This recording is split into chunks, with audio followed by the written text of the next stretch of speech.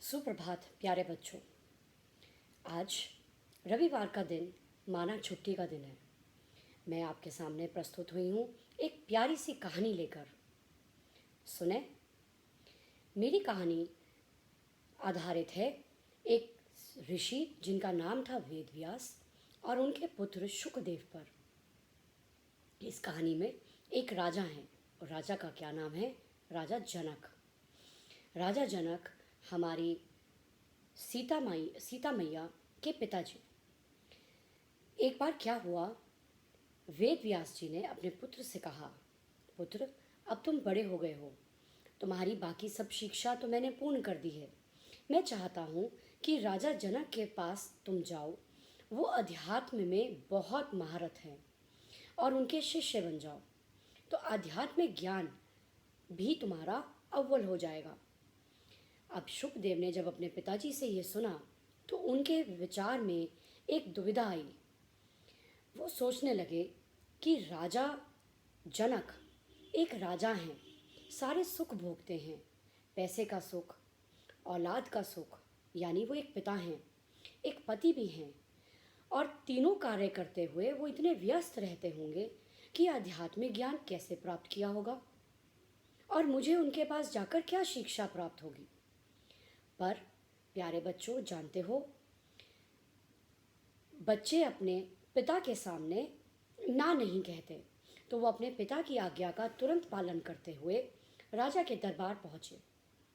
वहाँ पहुँचकर उन्होंने राजा के समक्ष अपने पिता की आज्ञा का जिक्र किया और बताया कि मेरे पिता वेद व्यास जी ने मुझे आपके समक्ष भेजा है और वे चाहते हैं कि मैं आपका शिष्य बनूं और आप मुझे आध्यात्मिक ज्ञान के बारे में जानकारी दें। पर मैं एक विचारधारा से अपने आप को रुका हुआ महसूस करता हूँ कि आप एक सांसारिक सुख भोगने वाले व्यक्ति हैं, तो आपके पास इतना अपार, अपार माने बहुत ज़्यादा, आध्यात्मिक ज्ञान कैसे आया? राजा जनक ने कहा कि पहले मेरा दिया गया कार्य तुम करो, तब मैं ये निश्चय करूँगा कि मैं तुम्हें अपना शिष्य बनाऊंगा या नहीं। तत्पश्चात मैं तुम्हें तुम्हारे प्रश्न का भी उत्तर दूंगा। शुकदेव ने कहा, जो आज्ञा राजा। राजा ने अपने आज्ञाकारियों को कहा कि तुरंत एक कटोरी को तेल से भरकर प्रस्तुत किया जाए। ऐसा ही हुआ। तब राजा ने शुकदेव से कहा कि अब तुम इस भरे हुए तेल की कटोरी को अपने सिर पर रखो और मेरे पूरे महल का भ्रमण करो। भ्रमण करते हुए दो बातों का ध्यान रखना। एक, इस कटोरी में से एक बूंद भी तेल नीचे ना गिरे, और दो, मेरे महल में किस तरफ क्या है और क्या क्या विशेषताएं हैं, इस सब की जानकारी तुम हासिल करो।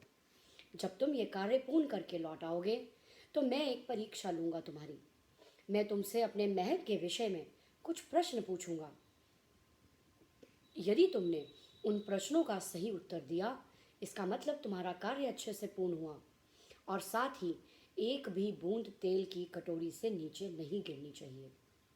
अब बच्चों, खुद ही सोचो, अगर आपके सिर पे कुछ रखा हो और वो किसी तरल वस्तु से भरा हो, तरल वस्तु माने किसी लिक्विड पदार्थ, थिंग से भरा हो, तो क्या उसको सिर पे रखकर पूरा भ्रमण करना, उसको बिना गिराए और सब चीज़ों के बारे में पूरी तरह से जानकारी प्राप्त करना, क्या ये आसान है? नहीं, बिल्कुल नहीं। पर शुकदेव अपने इस कार्य में पूरी तरह से सफल हुए। वो गए राजा की आज्ञा पाते ही और उन्होंने ये दोनों कार्य पूर्णतः करके वो शीघ्र ही राजा के समक्ष प्रस्तुत हुए। राजा बहुत ही हैरान हुआ कि शुकदेव ने ये दोनों ही कार्य बहुत ही तत्परता से और बहुत ही अच्छे तरीके से पूर्ण किए।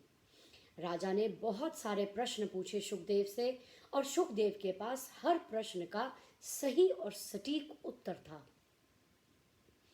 तब राजा ने शुकदेव से एक प्रश्न किया, शुकदेव, मैंने तुम्हें दो अत्यंत ही दुर्लभ कार्य दिए। अब तुम बताओ कि ऐसा कैसे हुआ, ऐसा कैसे हो पाया कि तुमने बिना एक तेल की बूंद गिराए मेरे पूरे महल का अच्छे से भ्रमण किया और तुम्हें हर चीज कहाँ है इसके बारे में पूरी जानकारी प्राप्त हुई।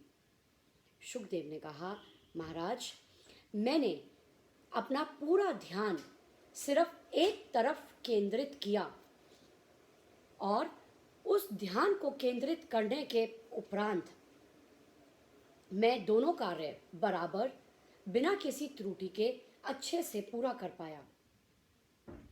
राजा ने कहा, इसी में तुम्हारे प्रश्न का उत्तर भी छुपा है। मैं अपने राजा के कार्य, अपने पिता और पति के कार्य करता हुआ अध्यात्म ज्ञान की पूरी सीख चुका हूँ और इसमें अत्यंत ही ज्ञानी हूँ। मैंने भी इसी सतर्कता एवं ध्यान के साथ अपना हर कार्य बहुत अच्छे तरीके से पूर्ण किया है। अब क्या तुम्हें मेरा शिष्य बनने में कोई आपत्ति है? शुकदेव ने अपने हाथ जोड़े, शीश नवाया और कहा कि मेरी सारी उलझने राजा आपने दूर कर दी। मुझे अपना शिष्य स्वीकार करके धन्य कीजिए।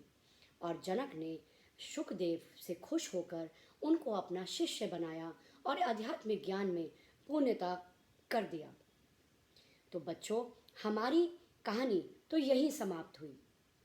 अब एक सिंपल सा सवाल, हमने इस कहानी से क्या सीखा?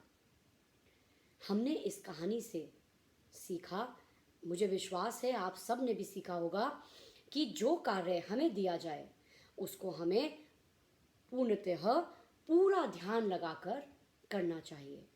और अगर हमारे हाथ में एक से अधिक कार्य हों तो आप जानते हो, हमारा मस्तिष्क उन सभी कार्यों को पूरी अच्छे से एफर्ट से, पूरे फोकस से करने की पूरी ताकत रखता है। तो क्या आप सब मुझसे आज वादा करेंगे कि आपको कोई भी कार्य दिया जाए, वह कार्य आप पूरे फोकस से, पूरी सतर्कता से और पूरा ध्यान केंद्रित करके आप उस कार्य को अच्छे से कंप्लीट करेंगे, फिनिश करेंगे, ताकि आप हर चीज में एक्सेल करें। धन्यवाद बच्चों।